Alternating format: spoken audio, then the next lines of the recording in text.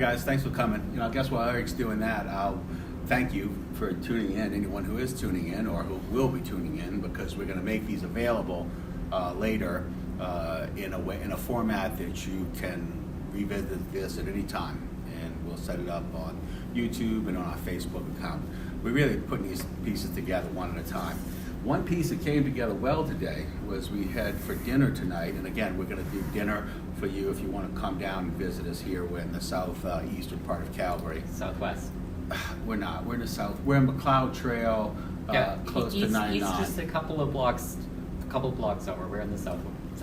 Where's Senate? No, we're not going to argue where Senate Street is right now. I'll have to look that up. But in any event, you can find us. We're at the St. Andrew Center in Calgary. And tonight, the dinner we made was, I had a little bit of herb scent, which is an anise liqueur, and I sauteed some spinach with a little bit of cream, put that under a piece of grilled Atlantic salmon with a little dill on top of it. Really wonderful with the dill, and I thought it was really good. I cooked it, and I usually don't say that. Anyhow, spinach, grilled salmon, a little bit of pastis or herb scent, kind of a flavor to it, really nice, kind of a licoricey flavor to the salmon, and that was served with some fresh beets and potatoes. So we'll have a picture of it when we do put this on the format where we're going to show it later. We'll likely have a picture of it in a short description too. But what we're chewing on biblically tonight is something completely different. And we have it up here. And I tell you what, Eric, I'm going to ask you, if you don't mind, to just read out loud and clear. I'm realizing we've got to use our training because we don't have our microphone up today. So today's reading is from 2 Corinthians chapter 3, 12 through chapter 4, verse 2. So. Since, then, we have such a hope, we act with great boldness, not like Moses, who put a veil over his face to keep the people of Israel from gazing at the end of the glory that was being set aside. But their minds were hardened. Indeed, to this very day, when they hear the reading of the Old Covenant, that same veil is still there, since only in Christ is it set aside.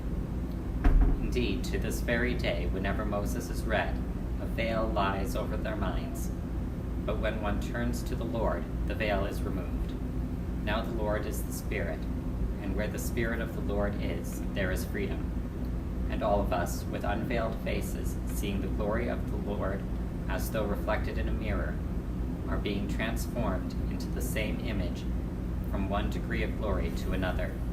For this comes from the Lord, the Spirit. Therefore, since it is by God's mercy that we are engaged in this ministry, we do not lose heart. We have renounced the shameful things that one hides. We refuse to practice cunning or to falsify God's word, but by the open statement of the truth, we commend ourselves to the conscience of everyone in the sight of God. Cool. So, as we looked at this reading, as usual, we can go off on 1,000 different tangents, but the one that sort of struck us was this idea of how the Jewish people in first century Palestine considered their relationship to God, and how Christ and Christianity so dramatically changed it.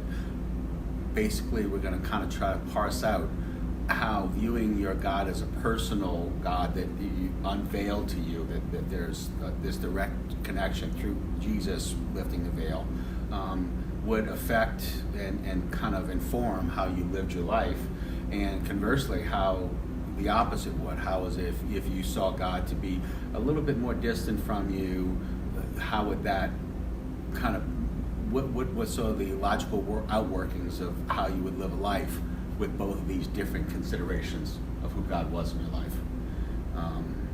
I was struck by it, so the question, by the way, it's a great question, a little wordy, but when Eric told me that, I was like, oh my God, this question is hard. But basically, I have a tendency to try to cram as much information into a single sentence as possible.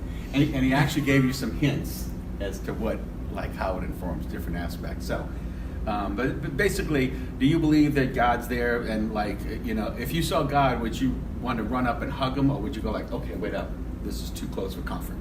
Because to a great extent, and again, I'm welcoming any sort of varying points. Again, I'll accept hearing someone else's thoughts on this, but to a great extent, the facts were that the Jewish people in a lot of traditions sort of have this idea about God as being one step removed. You kind of don't want God too close. It's a little too scary, and God wouldn't, bring himself to be sort of in this neighborhood as much. So that's sort of what this is pushed back against. So the idea is, if you have a personal connection to God, how do you kind of unpack stuff? Or if you have more impersonal connection to God, how does that play out in your life? So what are some of the things that you kind of thought about with this? Well,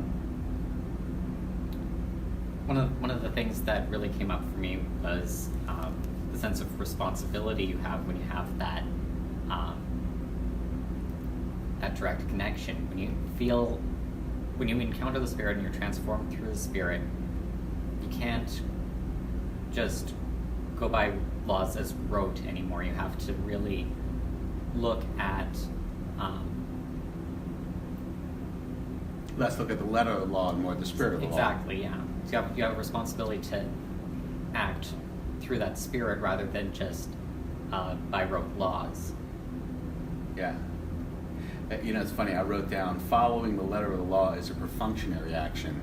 Following the spirit of the law is an inspired reaction, right? Mm-hmm. So one sort of a perfunctory action. Okay, when A happens plus B happens, you do C. Yeah. But whereas if you have this more interpersonal kind of connection, you can't just sort of follow the rules. You have to sort of be inspired to have a reaction. Yeah. And you're compelled to. Really, exactly. as a Christian. Yeah.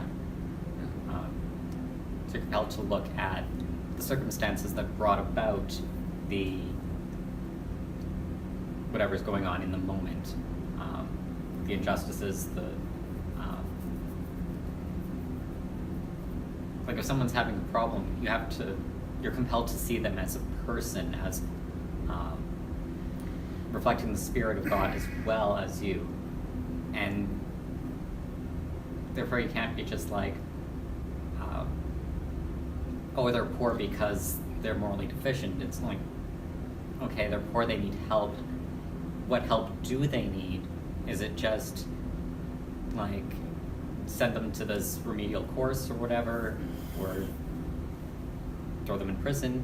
Or is it work with them to figure out how they got to that place, what we can do to alleviate their suffering in the moment, and also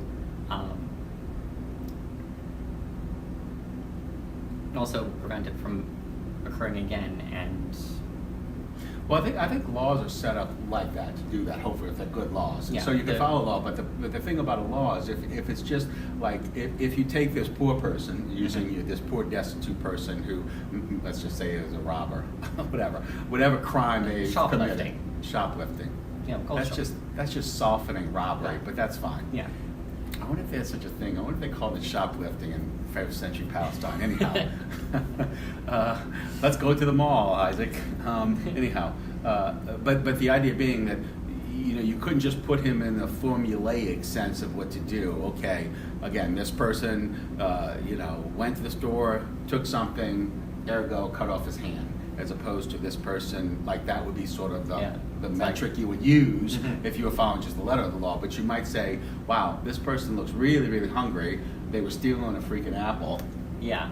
Like, what led them to stealing? It makes you look behind the scenes. It's funny because what I was thinking about too, and I definitely had that personal, individual kind of. If you have an individual relationship with God, it becomes more about the individual. And at the time, the Jews, the Jewish people at the time, was certainly, all through the Old Testament when they God over and over repeatedly talks about how he is treating the nation of Israel. It's very much about the tribe. It's very much about the whole entity that is this thing called Judaism, right? And so the relationship, because it's a little bit less direct, it's more related to the whole community, right? Yeah. And so the whole community, and it's funny too, because I think when you involve sort of that, when your frame is looking about how to follow rules and or laws, when you have a large community, you sort of, it makes sense to make laws. It's not that we're against the laws, but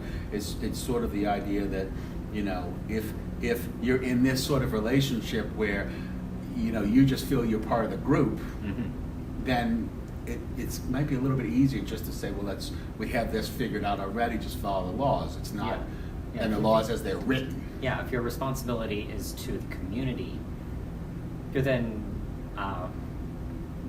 incentivized to maintain your position in the community, because being part of a community provides. Oh, back then it was everything. Yeah, back absolutely. then you were that's lost without where, being part of the church. Yeah, that's where a sense of security and safety comes from. One's security and one's agency, sort of, in a way. So you can be like, okay, I am safe and secure within this community. My responsibility is to the rules of this community so that I get to stay, versus the more personal relationship with God leading to a more personal relationship with each other. So your responsibility is a little more to individuals than to the groups. Then you're more compelled to be like, okay, so you're having problems with this. How do we solve these problems for you personally? Which ideally would then translate to being able to, as a community, address systemic problems that led to the individual having these problems. Yeah. Well, and again, I think that seeing yourself in such a direct relationship, it's a little harder in a way, because you are, again, we said before, kind of compelled not only to follow through with laws and how you kind of deal with other people outside of yourself, you also have to be more willing and able to sort of hold a mirror to yourself. Somewhere in this text, I think before this or after, they talk about a mirror, and I thought that was interesting. I should have looked up that more. It was in the actual reading? Yeah. I should pay more attention. No, but that's it. The idea. For verse 18, and all of us with unveiled faces seeing the glory of the Lord as though reflected in a mirror. Okay. Well, that's the glory of the Lord. But to me, like I say, what it's saying is it's sort of, you can't hide in the crowd anymore. Yeah. You kind of, and again, it's pretty comfortable to do that. And it's funny, in crowds, and we were talking about this too a little bit, how it is interesting, I think, that folks, when they look at our tradition, Christianity, and they mostly get that from the larger churches, which have a tendency to sort of start leaning towards this more litigious understanding of things, because it's an easier way to deal with a larger group, as opposed to sort of individuals kind of trying to parse it out on their own, And it's like there's a security and also definitely an earthly power in law-based. In a law-based sense of rule of things. law is really good. We're hoping it holds here and down south. We're just hoping. Sorry. That doesn't bring you to God. I don't know what will. So it is in its way very natural that a propensity for it to happen. You can see why it happened. Yeah, you can see why, like, a faith structure would inevitably drift towards a more law-based understanding of faith, because it's easier, it gives a sense of security. It's also easier to amass power. Power. So there is a place for having structure, absolutely. Right. But it can't.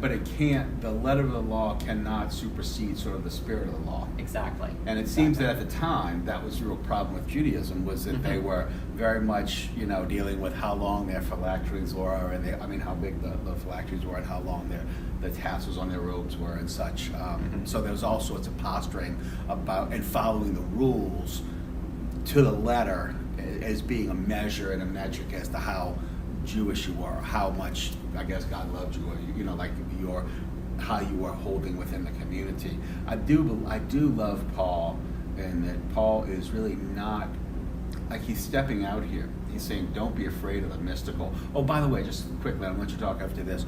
The reference earlier about the veiled, his reference to Moses and the veil is because when Moses came down from Mount Sinai, Is that where it came down from? And he was carrying. Okay, so he comes with the Ten Commandments, and after that he's radiant. There's a trans. This, by the way, we're preaching on transfiguration. I'm getting words. Give me a second. Transfiguration Sunday, and there was a transfiguration sort of episode early in Exodus.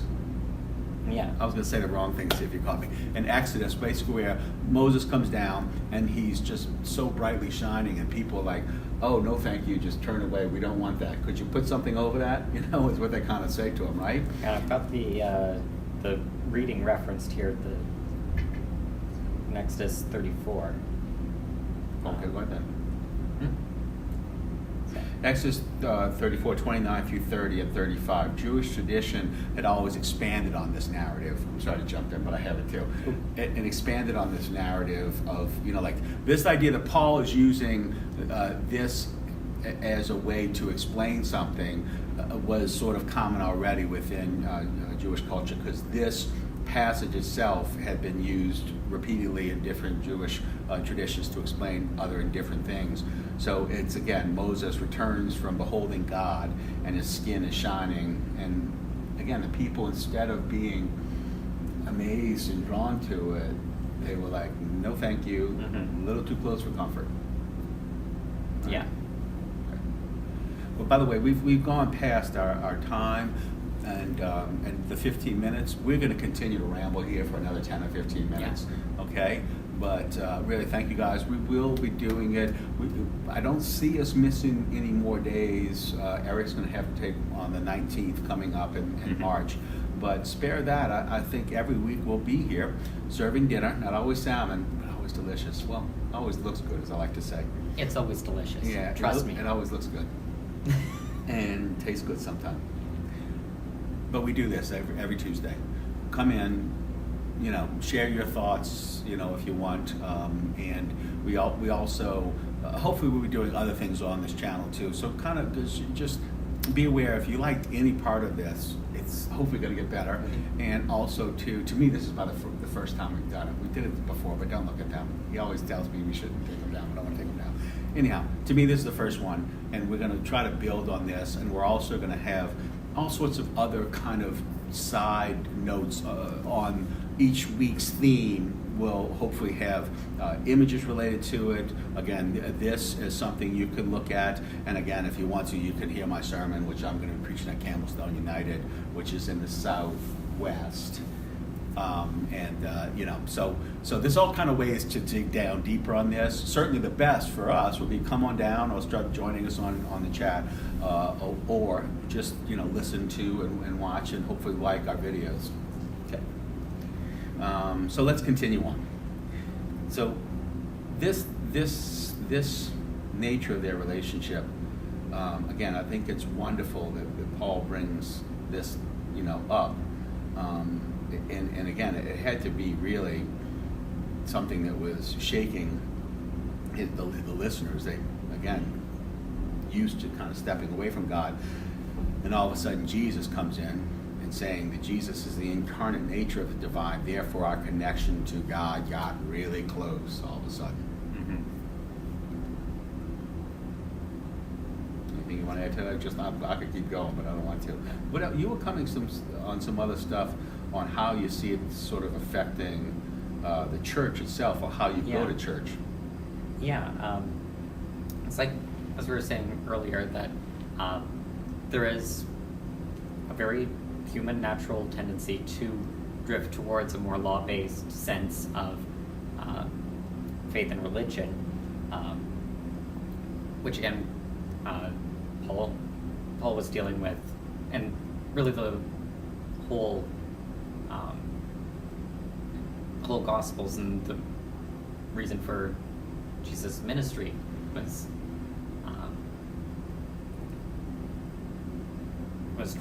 came from the propensity for the powerful structures in Judaism moving towards this strict law-based sense rather than the spirit of the law. That's what he was reacting against. Reacting That's what to, he was yeah. pushing against, right. Yeah, and we've seen it and continue to see it time and again in the Christian church.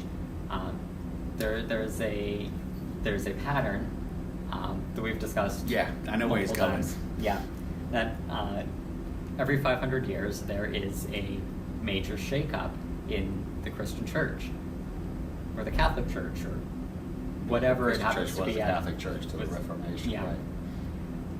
And guess what? We're due. Yeah. So, No, and really overdue. It's like the pole shifting, you know? Yeah. So I do believe we are in the midst of that shift. I And, hope so. Like, just take a look at politics really right now, and you can really see that happening real time. We have like fundamentalist megachurch type structures preaching a very law-based, but not at all spiritual. Well, yeah. Again, I Yeah. think they're throwing out all sort of.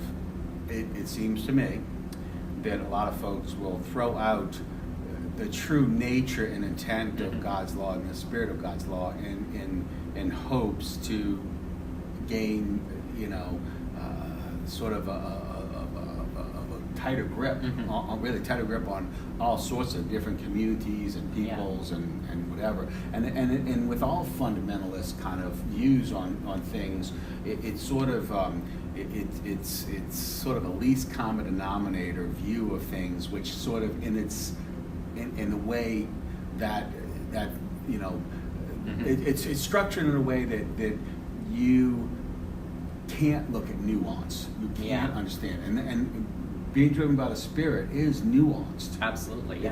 It's not black and white. It's sort of understanding the patterns of things, and I think that there's a real again tendency towards leaders of different groups, be it the far right in different parts of the world, or the far right and conservative Christian brothers and sisters in Christ.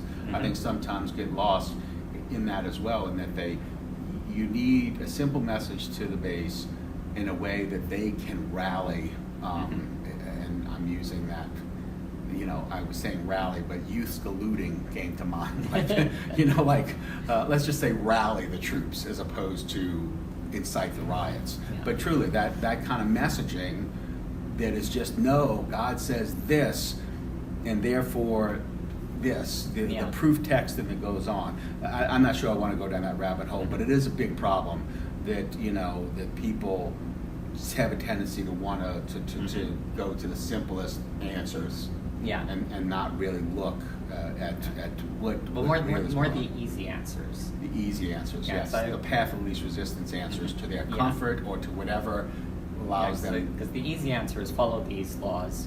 They may be hugely complicated, but as long as you know them and you follow them, you're good. Yeah. That's So- easy. Yeah. Simple is love each other, love justice, Oh, love I like God. your point. But that is hard. Gotcha. So, easy Mhm. is the letter of the law. Simple is the spirit. Simple is the spirit of law, but simple but difficult Absolutely. at yeah. times. Absolutely, Mhm. because you're called to do stuff that sometimes goes completely against whatever current you're a school of fish are swimming in. Yeah. And I like the idea too. And we are coming up on the half an hour soon, so we're about to shut things down. But I do think that it's important that the church, as an institution, needs to continually be reminded of the fact that we need to make course corrections as we go, whether they're Mhm. macro or micro. And to do that, it's about understanding the more umbrella concepts of Christ that will allow us to do that. I'm not sure it allows us to do it, and we are kind of facing this problem with a decline. And it's really funny because I think the world needs some greater sense of spirituality. Guys, I love the idea, and I could tell you why you should fall into the sense of Christ as who you are, but get some idea of something larger than yourself, really. Yeah. That's the bottom line to it. Find some way to have you be able to discern your actions and attitudes. Yeah, and I think there really is a growing movement of people, especially like millennial and upcoming generations of, yeah, of a greater sense of justice, the kind of justice that is inherent in the message of Christ, inherent in what Paul is trying to get across here.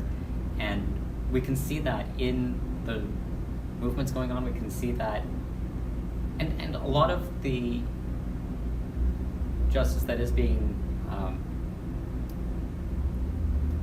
that is coming out through this is with a Christian and a religious sense behind it. It just doesn't necessarily look like church on Sunday all the time. Well, that would be powerful. We could figure out, because I do think church. I love church on Sunday, and it's funny because I grew up not knowing what church on Sunday was. So I get why you do church on Sunday, but I think that I'm hearing you, and I'm hoping you're right, because it almost seems to me that the movements that truly are. I always like to say that Christianity, this frame, really does work completely. You take. Paul's telling you here to kind of put the woo-woo back into it, to put the sense of mysticism back into it. But even if you sort of bleed that out of it, and you, for some reason, want to do that, you don't have to, but you can. But even if you did that, there's a way that structure really would fuel a lot of things. That, a lot of the issues that need to be addressed today, the people who are doing it, whether they realize it or not, are acting out this sense of what Christianity teaches. The logical outworkings, not the illogical outworkings of Christianity, which seem to be all around us from my perspective. But the logical outworkings of Christianity does provide a really good base from which to, again, whether you claim it or not, it's not about naming it, it's about claiming the idea of we all have this uniqueness, and we all, if you believe in God, I think, should recognize that we can have a direct connection to this divine thing. Yeah, it's recognizing the Spirit in each other and the Spirit in ourselves, and having that move us towards bold action towards justice, taking that responsibility, because once you see that Spirit in each other, you can't not take that responsibility. You can't not act. And we're all working on it. That'll preach, Eric. Yeah. Amen. Yeah, good. Now, I'm sorry, I didn't mean to cut you off. You were kind of, will you finish that? I didn't mean to. I think so. I feel like I was going someplace, but I don't remember, and I'm not sure if it was necessarily cutting me off, did it? So I think it was. I think it was leaving in my head already. So stick a fork in it. We're done. Again, all we'd remind you of is following the letter of the law is can be just sort of a perfunctory action, whereas following the spirit of the law often involves an inspired reaction to it, and not just black and white. Yeah. Good enough? I think so. All right. Thank you guys again. Truly, check us out on the website. We're still working on all this. It's pretty much just a 2 or 3 man show right now, but we have other folks who understand what we're trying to do, and we're just trying to bring more people on board. So anyway, you can take part. Questions on the during this chat, or just push back. Something doesn't make sense to you, push back. Always happy to hear that as well. Again, guys, thanks again, and say good night. Say good night, Eric. Good night, Eric.